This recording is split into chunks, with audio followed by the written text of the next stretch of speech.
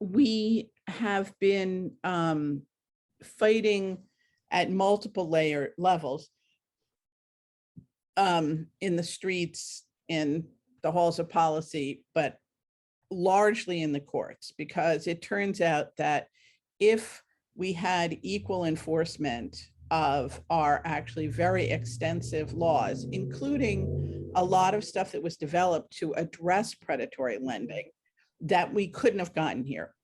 Right. So although we've had really good success overall in terms of policy initiatives, you can't get from here to there if there's no enforcement.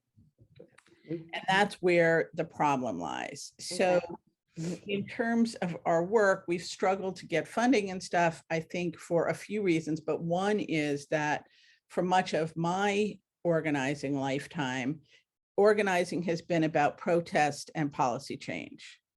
And working on two tracks, where the two tracks were mostly organizing and in the courts, is a model that's kind of been lost out of the minds of whatever progressive funders and much of the progressive community.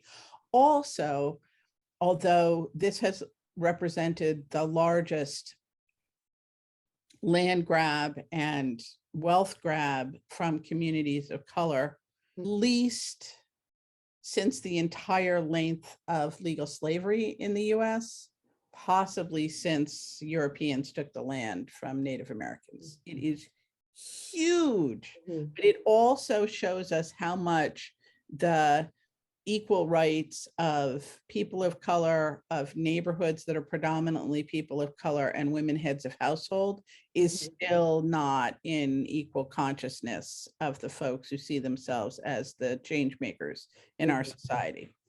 So we're up against a ton of lack of information, and